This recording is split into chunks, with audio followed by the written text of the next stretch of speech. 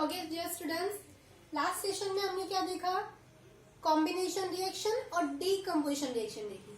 But हमने जो decomposition reaction देखी वो किसमें थी? थर्मल में थी। क्लियर है? थर्मल मतलब कि हम खुद हीट प्रोवाइड कर रहे हैं। तो chemical reaction in which decomposition reaction is carried out by heating. जो डीकम्पोजिशन रिएक्शन हो रही है वो हीटिंग के जरिए हो रही है, तो उसे हम कहते हैं इलेक्ट्रिकल, उसे हम कहते हैं थर्मल डीकम्पोजिशन। अब हम जो देखने वाले स्टूडेंट्स वो हमारा है इलेक्ट्रिकल डीकम्पोजिशन। क्या है electrical decomposition? You means that is it mean students कि हम इलेक्ट्रिसिटी अप्लाई करेंगे और उसके जरिए हम डीकम्पोजिशन करेंगे। क्लियर है? तो students first of all take a plastic mug. Okay, हमारे पास एक प्लास्टिक मग है। Drill 2 holes at the base and fit the rubber stopper. ये हमारी क्या है? रबर स्टॉपर हमने फिट कर दिया। Isn't it? Okay, insert the carbon electrode. यहाँ पे कार्बन इलेक्ट्रोड है। और स्टूडेंट्स कार्बन इलेक्ट्रोड क्या करते हैं? What is the function of the electrode? Electrode का फंक्शन क्या होता है जनरल? तो electrode provide the surface of the reaction. Electrode कोई भी रिएक्शन करने के लिए सरफेस, ये जैसे मान लीजिए स्टूडेंट्स ये इलेक्ट्रोड है तो it provide the surface of the reaction. ये रिएक्शन करने के लिए सरफेस को प्रोवाइड करता है, तो उसे हम कहते हैं इलेक्ट्रोड। हम कार्बन इलेक्ट्रोड भी यूज कर सकते हैं और प्लैटिनम रोड भी हम यूज कर सकते हैं एज ए इलेक्ट्रोड। तो take a plastic mug, drills 2 hole at the base and fit the rubber stopper. Take a carbon electrode, okay, and this electrode is convert with the 6 volt of battery. किससे connected है? 6 volt of battery से connected है। Now take 2 test tube. हमारे को कितनी test tube चाहिए? 2 test tube चाहिए। Okay, दो। हमने मग को वाटर से फिल कर दिया है। Fill the water mug with water. Take 2 test tube in inverted position. हमने उसे इन्वर्टेड पोजीशन पे रखा हुआ है और हम ऐड कर रहे हैं students few drops of sulphuric acid. हम क्या ऐड कर रहे हैं? Few drops of sulphuric acid. तो एनीवन कैन टेल मी कि why we have to add sulphuric acid few drops? Anyone? Yes, you are right. अगर आप सल्फ्यूरिक एसिड को वाटर में डालते हो तो जिससे क्या होगा? वाटर का जो आयोनाइजेशन होगा इट्स गेट बेटर। ओके, तो सल्फ्यूरिक एसिड से हमें बेटर आयोनाइजेशन मिलेगा और साथ ही साथ जो हमारा रिएक्शन रेट है, okay, it increase the reaction rate. Reaction हमारी क्या हो जाएगी? फास्ट हो जाएगी। That's why we have to add sulphuric acid. यहाँ पे सल्फ्यूरिक एसिड की जगह हम सॉल्ट भी यूज कर सकते हैं, और ऐसा नहीं हम सिर्फ सल्फ्यूरिक एसिड यूज करें, हम नाइट्रिक एसिड भी यूज कर सकते हैं और HCl, any one of the acid हम यूज कर सकते हैं। बिकॉज हमें क्या करना है? To get the better ionisation. Ionisation अच्छे से हो, कंप्लीट आयोनाइजेशन हो, and the reaction rate is to be fast. Okay, तो हमने इलेक्ट्रिसिटी अप्लाई स्टार्ट किया। After some time we have to observe कि जो oxygen gas and hydrogen gas के बबल्स आर फॉर्म्ड। क्या हो रहा है? ऑक्सीजन गैस और हाइड्रोजन गैस के बबल फॉर्म्ड हो रहे हैं। Oxygen gas evolve it anode. आपको पता है जो बैटरी का पॉजिटिव टर्मिनल होता है उसे हम एनोड कहते हैं। जो बैटरी के नेगेटिव टर्मिनल से कनेक्टेड होता है इलेक्ट्रोड, उसे हम कैथोड कहते हैं। तो oxygen gas O2 gas, okay, is evolved its anode and hydrogen gas evolved at cathode. Hydrogen से कैथोड गैस इवॉल्व हो रही है। ओके, अब स्टूडेंट्स मुझे कंफर्म टेस्ट करना है कि ये मेरा ऑक्सीजन ही लिबरेट हो रहा है और ये मेरा हाइड्रोजन ही लिबरेट हो रहा है। तो ऐसी कोई कंफर्म टेस्ट है? यस, बिल्कुल है।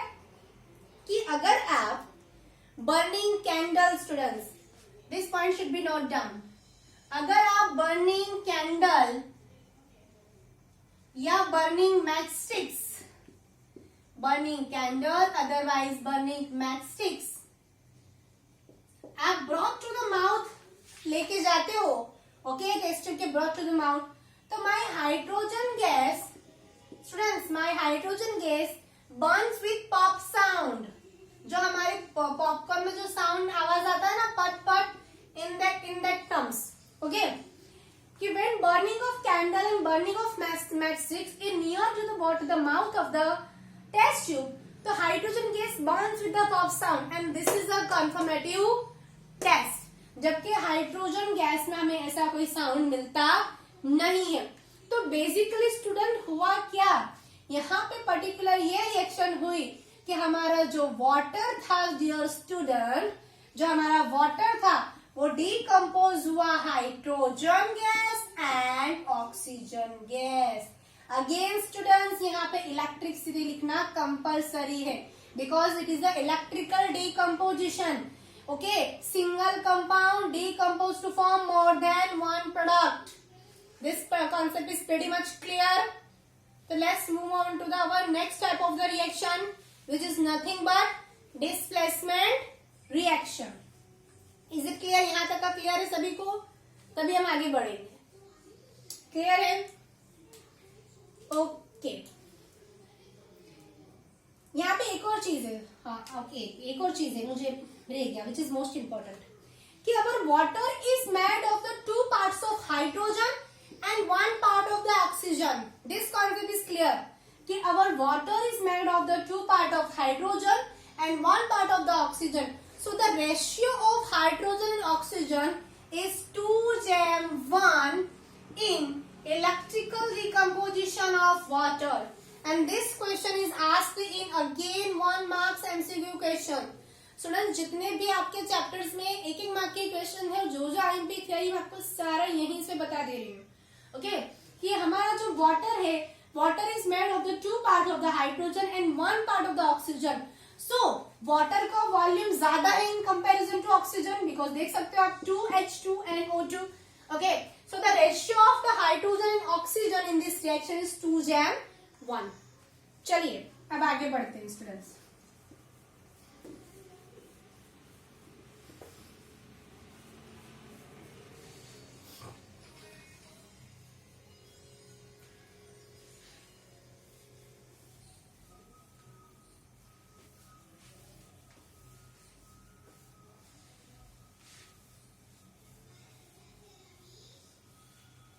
Okay.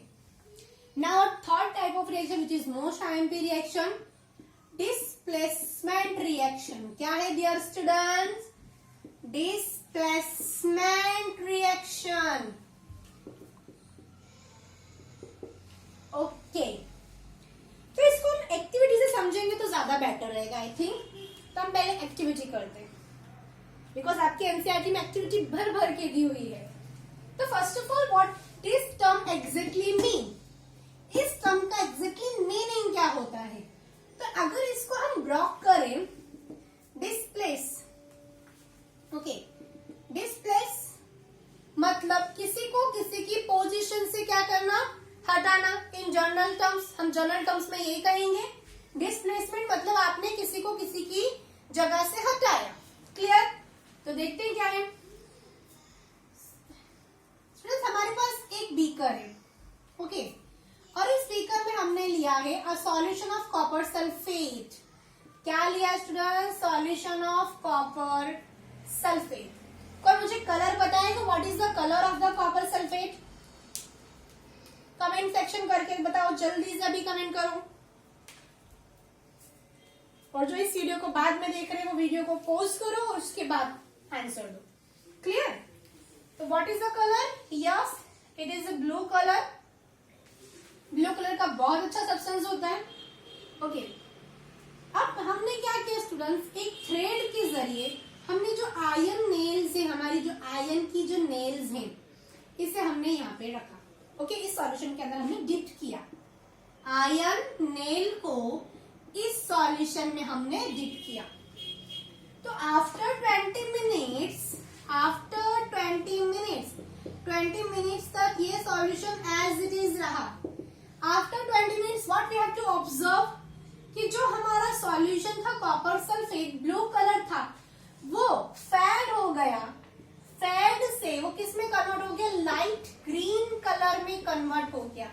This question is generally asked, ये बहुत बार पूछा जाता है कि when iron nail is deep in the solution of the copper sulfate, the color is changed into the blue to the green. What was the reason? इसका reason क्या है? Okay, हम इसी में देखेंगे, इसी वीडियो में। तो स्टूडेंट्स, हमने कॉपर सल्फेट लिया, ब्लू कलर का सॉल्यूशन है, जैसे इसमें हमने आयन नेल्स डाला और कुछ टाइम के बाद हमने सॉल्यूशन को अनडिस्टर्ब, बिल्कुल डिस्टर्ब नहीं किया, आफ्टर 20 मिनट्स के बाद हमने क्या देखा, जो हमारा ब्लू कलर का सब्सटेंस था वो फेड हो चुका और लाइट ग्रीन कलर के सब्सटेंस में कन्वर्ट हो चुका है। तो बेसिकली हुआ क्या स्टूडेंट्स कि अगर Fe, जो हमारी Fe आयन मेटल है, जैसे ही हमने उसे कॉपर सल्फेट के सॉल्यूशन में डाला तो my iron is more reactive in copper. Students क्या है, my iron metal is more reactive to copper. तो ये ज्यादा रिएक्टिव मतलब more power, and more power can easily displace to the less power. Yes और no? It is quite interesting. Yes, in this particular reaction this must be happen कि my ion which is a more strong, more powerful, so to displace the copper from its solution, उसके solution से push कर दिया और क्या बनाया students, sorry, FeSO4 and मेरा बेचारा कॉपर मेटल लोनर हो गया स्टूडेंट्स। क्या हो गया, लोनर हो गया, जिसकी वजह से जो आयन नेल था ये कौन से कलर का हो जाएगा, ब्राउन कलर का हो जाएगा। Is it quite interesting? तो डिस्प्लेसमेंट रिएक्शन का मतलब क्या है, what does this term exactly mean? तो डिस्प्लेसमेंट रिएक्शन का मतलब होता है अ chemical reaction in which more reactive element is displace less reactive element from its solution. Okay, जैसे कि एक सिंपल एग्जांपल दूं, जो लोग फैटी होते हैं, स्टूडेंट्स बुरा मत मानना, जो लोग थोड़े से हेल्दी होते हैं, वो जो थोड़े से पतले होते हैं ना, उनको इजीली धक्का दे सकते हैं। So in this quite in the same way कि मेरा जो आयन मेटल है बहुत पावरफुल है, तो उसने कॉपर को इजीली डिस्प्लेस कर दिया और मेरा बेचारा कॉपर ठीक है लोनर हो गया और इधर चला गया। So a chemical reaction in which more reactive element, जो ज्यादा रिएक्टिव एलिमेंट है वो डिस्प्लेस कर रहा है लेस रिएक्टिव एलिमेंट को फ्रॉम इट्स सॉल्यूशन, तो उसे हम कहते हैं डिस्प्लेसमेंट रिएक्शन। क्या कहते हैं स्टूडेंट्स? Displacement reaction. क्लियर है? Let's take another example. Okay, अब यहाँ पे Fe की जगह हम कोई और मेटल लेते हैं। Let's take a zinc. Okay, zinc metal लिया हमने और उसे अगेन कॉपर सल्फेट के सॉल्यूशन में डिप किया। So students, my zinc is more reactive as copper. इसका मतलब क्या होगा स्टूडेंट्स? जिंक है वो कॉपर को उसके सॉल्यूशन से कहेगा तू जा, मतलब पुश कर देगा। ओके, पुश कर देगा स्टूडेंट्स, और कॉपर एज इट इज बाहर निकल जाएगा। तो आप सोच रहे होंगे मैडम आप ये किस तरीके से करते हो displacement reaction? Students, is nothing but to worry, reactivity series. Now you can got it the idea कि रिएक्टिविटी सीरीज मतलब कि रिएक्टिविटी सीरीज में जो टॉप पे मेटल है वो बॉटम की मेटल को इजीली डिस्प्लेस कर सकते हैं। क्लियर? अब आप कहोगे ma'am can you please write the reactivity series? Yes of course dear students. Okay, इससे पहले कि एक और एग्जांपल देख लेते हैं। व्हेन माय लेड, अगर मैं लेड को कॉपर क्लोराइड के सॉल्यूशन में डालती हूँ, ओके, तो क्या होगा dear student? My lead is more reactive compare to copper, so it will be formed lead chloride and copper will be again loner, isn't it? तो अगर डिस्प्लेसमेंट रिएक्शन को हमें अच्छे से समझना है तो हमें रिएक्टिविटी सीरीज पता होनी चाहिए। Let's take the reactivity series. Okay, reactivity series देख लेते हैं एक बार। वैसे तो ये रिएक्टिविटी सीरीज आपके चैप्टर नंबर 3 में भी है, ओके, लेकिन हम यहाँ पे भी पढ़ लेंगे तो इसमें कोई बुराई नहीं है, isn't it?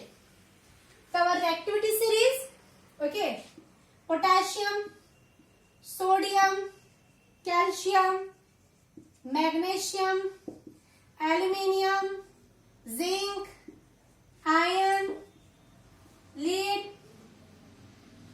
then hydrogen, copper, mercury, silver and gold. Is it visible students? ये आपको दिख रहा है? यस और no? Okay. So potassium, sodium, calcium, magnesium, aluminium, zinc, iron, lead, hydrogen, copper. Mercury पहला नहीं देखा था। मर्क्यूरी के बाद आई थिंक आपको नहीं दिख रहा होगा, तो मैं उसको साइड में लिख देती हूँ। मर्क्यूरी के बाद सिल्वर एंड गोल्ड, गोल्ड के बाद अब platinum. Is it clear? In 10th standard you have to write down. Mercury ऊपर ले लो। ओके, मर्क्यूरी भी नहीं दिख रहा, चलो देख लेते हैं, मर्क्यूरी ऊपर लिख देते हैं। ओके, सो इसे याद रखने का कुछ फनी निमोनिक्स हो जाए। यस और नो? फनी निमोनिक्स कि मैडम किस तरीके से याद रखी, बहुत टफ पड़ रहा है। अरे कोई टेंशन लेने वाली बात नहीं है, बिकॉज योर लक्ष्य में मिस टू बी हियर। सो हम ऐसे ट्रिक्स देखेंगे जो हमें बहुत ज्यादा ही मजे आएंगे और हम अच्छे से लर्न कर लेंगे। सो पोटेशियम, अब पहले डिस्प्लेसमेंट रिएक्शन थोड़ा समझ लेते। मान लीजिए स्टूडेंट कि अगर मेरे पोटेशियम मेटल है और उसे किसी जिंक के सॉल्यूशन है, ओके, एक सॉल्यूशन में डिप किया है, तो क्या होगा? ऑब्वियसली मेरा जो जिंक है वो रिएक्टिविटी में टॉप है, ओके, तो वो इसको इजीली डिस्प्लेस कर देगा। मतलब a more reactive element displace less reactive element from its solution. चलिए अब इसका कुछ फनी निमोनिक्स देख लेते हैं, किस तरीके से हम याद रख सकते हैं। ओके, हाँ ठीक है, याद रखेंगे कुछ फनी निमोनिक्स में, बॉलीवुड टाइप्स भी याद रखेंगे। कैटरीना ने कार मांगी, कौन सी मांगी भाई कैटरीना ने car? Alto zen ferrari. Okay, कौन सी मांगी? अल्टो ज़ेन फरारी, बहुत मांगती है ना अल्टो ज़ेन फरारी। फिर भी क्यों मिली? मर्क्यूरी को हम मिली कहते हैं, ओके, क्यों मिली सिल्वर ओडी? Is it clear? Quite interesting? Comment section में मुझे करके बताना, it's interesting. Okay, so Katrina ने कार मांगी अल्टो ज़ेन फरारी, फिर भी क्यों मिली सिल्वर ओडी। तो इससे आप याद रख सकते हो आपके सारे रिएक्टिव जितने भी एलिमेंट है which is important in the 10th standard. Okay, और इसी में इसमें से जो कुछ मेटल्स होती है, यहाँ तक की मेटल को हम टॉप रिएक्टिव मेटल्स कहते हैं। ये 3 मेटल्स को हम मिडल रिएक्टिव एलिमेंट्स कहते हैं, और इन्हें हम कहते हैं लीस्ट रिएक्टिव मेटल। मतलब बहुत ज्यादा रिएक्ट नहीं करते, आपको पता है हमारा सिल्वर और गोल्ड बहुत ज्यादा रिएक्ट नहीं करता। तो ये था आपका basic concept of the displacement reaction. Is it clear? Okay,